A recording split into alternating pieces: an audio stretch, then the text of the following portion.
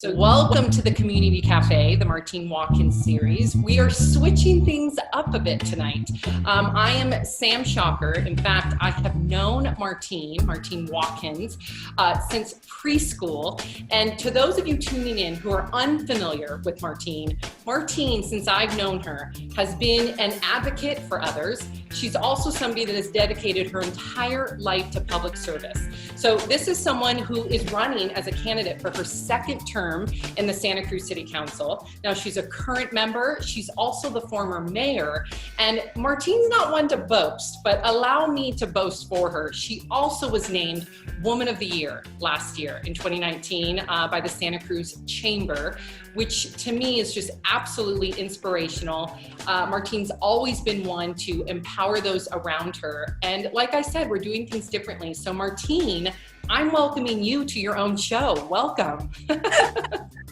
I love it. I'm so excited, Sam. Thank you so much. It's just so nice to see your face and to have a conversation with you. And I feel so grateful to have your friendship in my life. And you've been such an inspiration to me. And you're always the one that's like, you can do it, you can believe it, just be yourself, be authentic, think positive thoughts. And when I need encouragement from a friend, you're always there for me. So thank you for being Here's the thing. I'm gonna pull back the curtains a little bit, so to speak. Martine and I met years ago. Well, we met in preschool, of course, but recently, even though Martine had already done so much in public service, I would say, was it, Martine, like about 6 years ago? Or was it 5 years ago where we were at that cafe in Capitola and you told me your vision and everything about, at that time, it wasn't even mayor. It was just running for city council. Was that about 5 years ago, 6? Yeah, it's about 5 because it's 4 years I've been on the council. So yeah, about 5. And so we were sitting there just catching up as two friends do, because, I was living in Los Angeles at the time. Martine was in Santa Cruz, changing the world. And Martine said to me, yeah, I think I'm going to run for city council. I want to be able to provide service and actually make things better for Evie. And I don't even know if Winnie, maybe Winnie was a tiny baby. Was Winnie even, her other child, even alive at that point? Yeah, Winnie was like a year and a half when I ran. Yeah. And so Martine's motivation just right then and there was to start local in order for herself to advocate for change for everybody, but also for her daughters. And I thought that was so inspirational. And I said, Martine, you can do it. And of course, here we are 5 years later. And Martine, you're just continuing to walk the walk. People talk the talk all the time, but girl, you walk the walk. And I think that's why people are so drawn to you. But my goal here today is to allow those who aren't familiar with you to really get to know you. So let's just go through a lot of different hot button issues and topics. So somebody at home right now can really be able to digest who you are, where you come from, and what some of your goals are. So I want to start with, just because there's so many different things that I think are plaguing all of our minds right now. But one, especially considering the news today and every day, we have more unrest, right, when it comes to racial tensions in America. And every city and every community is going to almost speak that same story of that unrest. So to the viewers watching, what would you say to them in regard to your thoughts on the unrest, as well as Black Lives Matter, as well as police reform? Where does Martine Watkins stand, and what would you like to see change? Sure. I mean, that's a really great question. There's nothing that I think can parallel this moment in our history, right? I mean, we have a pandemic that we haven't seen for over 100 years. We have recent, climate change, just natural disasters. And then you add the social unrest and a legacy of racism, and a natural uprising in response to the recent killing of Black people from law enforcement. And then you compound it with, climate change. So I think this is a monumental moment in our history, and we have to acknowledge that.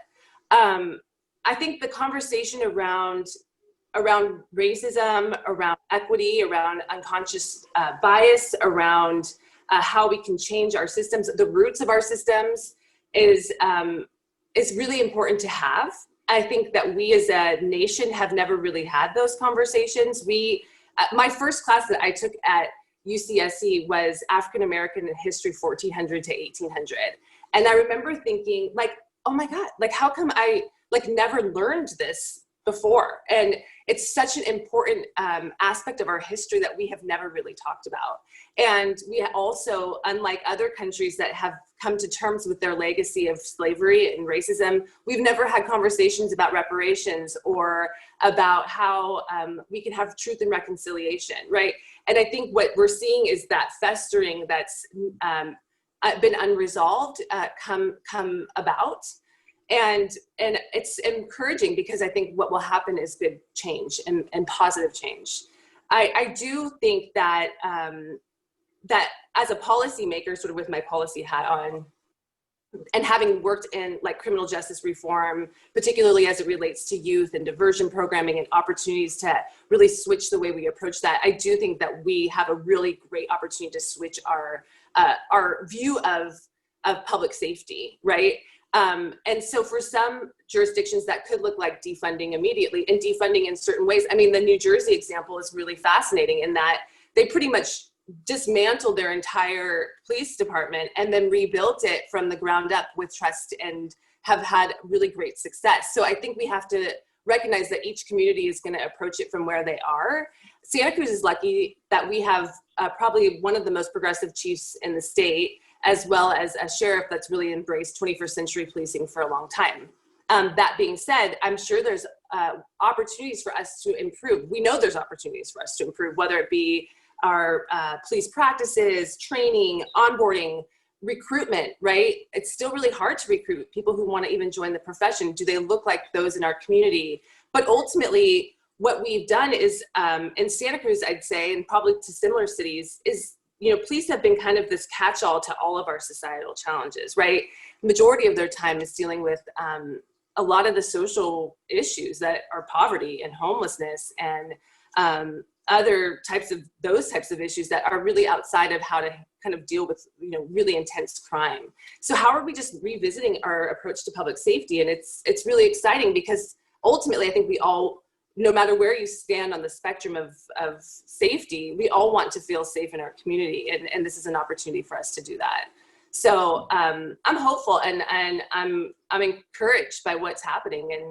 And I think it's only going to lead to more progress and better outcomes for people's lives. I fully agree with you, Martine. And it's such a nuanced issue. And I'm going to pause and allow the viewers to know that we are on Zoom, obviously. So if you're experiencing any, as a viewer, technical difficulties, if I'm freezing, if Martine's freezing, if our words are getting jumbled, that's life in the pandemic. This is a lot safer than her and I getting together in a studio. And so, you know, this is our way of social distancing and doing things safely. And so it is what it is. And I'm sure all of you can relate, considering that a lot of you are working from home remotely and also partaking in Zoom meetings, right? So welcome to the club.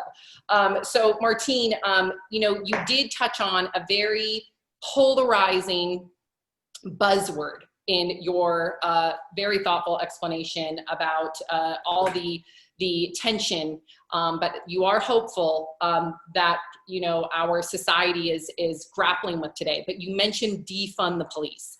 Now, I work on a television show, and anytime that we talk about defunding the police, we get half of our viewers that understand that it's the dismantling of it, and allocating a small portion of those funds to set up, you know, other resources to help curb criminality, right? Whether it be, you know, rehabs, or whether it be after school programs, or specific officers to come and help those that are having a mental health challenge. And those are the experts that would be called, so to speak.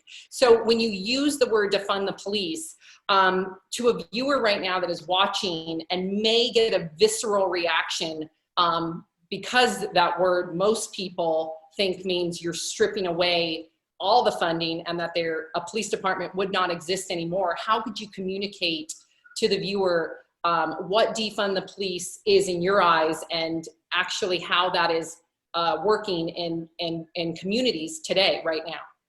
Yeah, I think, you know, the defund the police, I mean, I kind of share that response, like, oh, like, what does that mean? And that means something to somebody else. Does that mean abolishing the police? Or does that mean kind of low hanging fruit. Like maybe we don't want school resource officers anymore and want to reinvest in a different way. So I think it's somewhat of it's sort of the wrong word for, I think, the movement in terms of what we're trying to accomplish. And what I've found is, like for the initiatives that I care about, like I'm going to try to watch them through. Like, we can defund something one fiscal year and then just something happens and you refund it to full capacity the next year. That's how it goes, right? And that's not what I think this movement is really about, which is how are we moving our systems to be more equitable and be more safe for all? And that's a whole nother part of the conversation. So, I get the same response. The defund kind of feeling to me isn't really getting at what we're ultimately trying to accomplish, which is a different view of, and a holistic view of public safety for everybody. But it also is acknowledging that as a nation, we put a lot of money into our military. I mean, we really do. And we don't invest in things like universal childcare or education to the way that we should. We've closed our mental institutions, and the substance abuse treatment is barely sufficient for what our need is. So I do think there is a correlation to how we haven't necessarily prioritized our values, or many people's values. And it's at the national level and at the local levels, it sometimes is reflecting that as well. But that depends on your community. And so, when I first started looking at a children's fund in Santa Cruz, I went and spoke to a woman who created one in San Francisco. And she was like, well, usually you can take a little bit of money from the police. They're usually way, overly funded. And then she looked at our budget and she's like, well, actually, you're really not that bloated there as a city. So what's other ways? And so I feel like we need to look at what is the result we want to accomplish and what looks like the best path to get there for that community, but not losing sight of just the broader national conversation around racism, whether it be in police practice, education, healthcare, you name it, right? We see it throughout all those systems. So it's a complex conversation that I think sometimes feels simplified in the defund, I respect the experience and reaction. Believe me, I think a lot of people right now are going, thank you, because, that word is so controversial, but then when you unpack it, it makes a lot of sense. So thank you for that. Now, you also mentioned COVID, right, in the beginning, and this is something that we all can relate to. I know that the viewers right now, we are all exhausted. We miss hanging out with people. We miss our loved ones. To the parents out there, and Martine, you're a parent of two, to the parents out there that are struggling with trying to work or working from home, also trying to be a teacher to their children. It's so exhausting and hard. So Martine, as a parent, and then also as a lawmaker, like where do we go from here? I'm just asking you almost as a friend right now, because I am starting to lose hope. Where do we go with COVID? How do we do better? What would you do differently? And then what is your opinion on distance learning and everything that all these parents are going through right now when it comes to remote education? Yeah, gosh, I mean, I think it's a big question. And I guess I will start by, I'm like really optimistic that we'll come out of this better. I think there will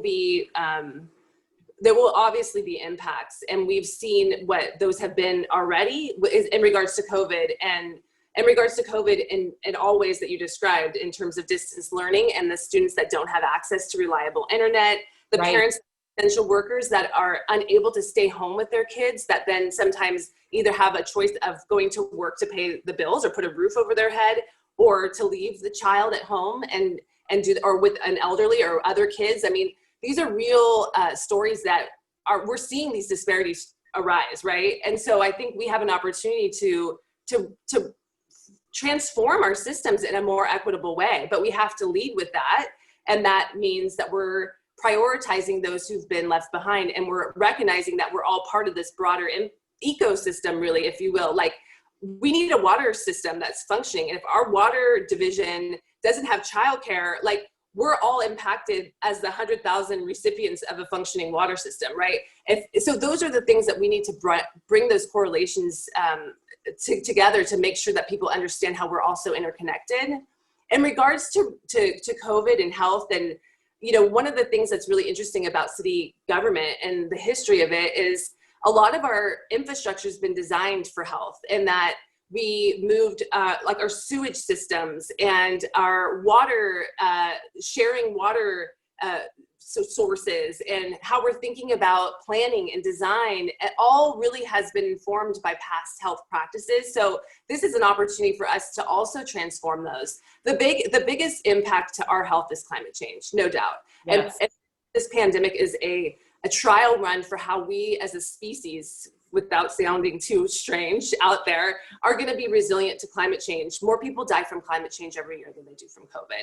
And those that die are generally the ones that are poor and don't have as many resources to acclimate. And so how are we preparing our cities? How are we preparing our most vulnerable for the biggest threat we have, which is our changing climate? And we just saw this right here, right now in Santa Cruz with the most like really crazy weather. Tim, you would never have believed it growing up here. Like dry lightning, like insane, massive. The pictures scared me. The pictures that I saw, in fact, Martine posted, I mean, I saw pictures from, you know, my family that's still in Santa Cruz, but then Martine posted a picture of were you guys the ones that actually took that photo, Martine, of the beach? Where Evie commented? That was wow. So yeah, Martine and her daughter Evie were walking on the beach, and Evie made a comment to her like, "Whoa, Mom, this looks like Star Wars." And Martine shared it, and I could not digest that image. It did look like a screenshot of the Star Wars movie, and it made me so sad. This was my hometown that I did not recognize anymore. And this is where we're at. And you're right, Martine, like climate change is affecting all of us. And, you know, some people don't believe the science behind it. For you being in a position of power, and I know it's always been your goal to mitigate climate change, like what did you do to the viewers out there that aren't familiar? What are some of the initiatives that you put in place with your previous candidacy as a city council member, with being a former mayor, and what do you hope to still instill, considering that you yourself said this is our biggest threat? Yeah, no, I think I'll start with one, and I guess it's top of mind because I was listening to a seminar on it earlier today, which was from climate mayors across the nation. And when I was mayor, I was able to attend the U.S. Conference of Mayors and co-sponsor a resolution to basically allow for local governments to sue big oil, or at least have our day in court in terms of how we're paying for, and I mean like literally paying for the impacts of climate change. And that should not fall on the individual communities and taxpayers, knowing that big oil has known about the impacts of their product and climate change. And now they were, you know, in the process of trying to get immunity and not having to pay for it. So there's environmental justice at that level. A small community with other climate mayors can come together and say, we want our day in court in terms of who is on the hook for some of the costs associated with big storms, fires, all of the things that should not follow on the individual taxpayers if they knew. So there's that level of it. And then the climate justice bits, I feel like for the most, and this is actually the meeting I just came from, which is about health and all policies. There's the framework, that's the framework that I'm really proud of, that the city of Santa Cruz has in place. We didn't invent it, other communities have it. And really what we're doing is we're saying, how are we as government agencies responsible for the health, for the equity and sustainability of our community? And how are we taking in those principles when we're designing and making decisions about our community? And I say, like, for example, a healthy community, a place like anybody would want to live, good air quality, access to good jobs, you can walk water, foods, clean water, right? And so that often correlates to a healthier and a longer life. And when you think of an unhealthy community, you think of some of the inner cities, there's blight, there's crime, there's generational trauma, there's only access to liquor stores, the air quality because of freeways, right? Okay, and those have been predominantly minority communities. And so if we as government are responsible for decisions as it relates to land use and economic development, and we're not only responsible, our partners are as well, but how are we taking those considerations into place when we're making decisions across the board? So that could look like, are we prioritizing our lower income areas to get more infrastructure, to have better sidewalks, to improve their park, to increase a way to have less density of alcohol outlets there and more healthy foods? Like, those are decisions that we make in terms of land use. as opposed to prioritizing those that have more access to government or advocating for themselves. So I think, us having those, that framework in place to the extent that we do right now is going to be the best thing that we can foundationally to have as we look at recovery for the future. And everything has to lead with the green economy. Everything has to lead with climate change, climate justice. How are we building, assuming we're going to have major climate experiences and natural disasters? Yeah, amen. As a parent, oh my gosh, I fear for the world, our planet Earth, and how we're leaving it to our children, to our grandchildren. And so just hearing that you're hopeful and that on a policy level that you and others like you are really advocating, that makes me as a constituent feel more hopeful. I know that you're also super collaborative, and this is something that all the viewers should know, and I think that's what makes you so unique, is you don't put yourself here and then put others like at a different level. And sometimes we see that in politics, Martine. We see that a lot in politics. And to be honest with you, a lot of us, and I say us meaning just citizens, constituents, we're sick and tired of it. So to have your mentality as almost just one of us fighting for us is something that is very refreshing. So for any viewer out there that wants to get involved, that wants to partake in a collaborative way, like how can they? I know you have your social media, I know you have your website, but how else can they get to you so they can have a conversation with you? And of course, their goal is going to be that you listen to them. And I can already attest, believe me, she'll listen to you. She's the most empathetic person on the planet. But how can you do that? I think there's sort of a few things that question says to me is one, how are we able to listen and hear from people? And how I felt like, for example, the Health and All Policies Initiative, at the beginning of that initiative, I said, I don't want this to live and die with me.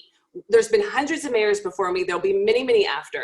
This needs to be something our community owns. And if our community is going to own it, they need to have stake in it and they need to have a voice in it. And that's the best approach to policymaking, in my opinion. I think, for me, I welcome insights. I welcome opinions. I need to hear them because I need to understand what their experience is. And especially now, because we're so kind of isolated into our little areas, like, I need to know what's happening. If there's something happening on the west side or the east side or down at the beach, like, help me understand if I'm not there to see it directly.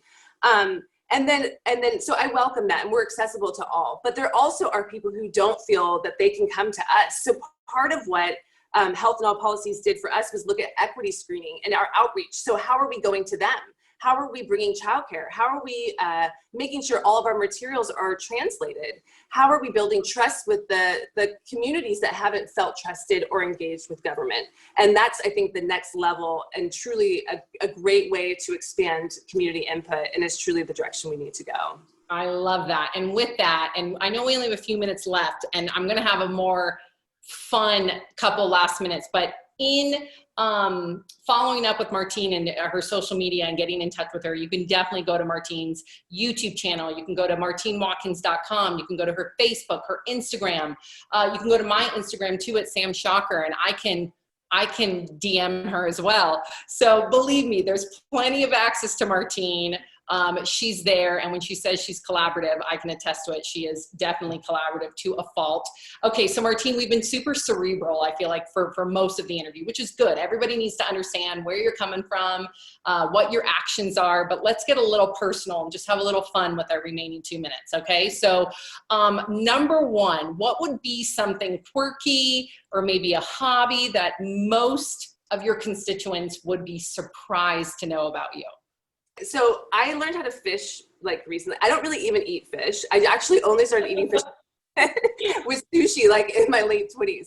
I'm like kind of a picky eater. And so, but Braden, my husband, took me fishing, and I love it. And it's so fun just to be out there in the boat and like looking from the ocean to the land.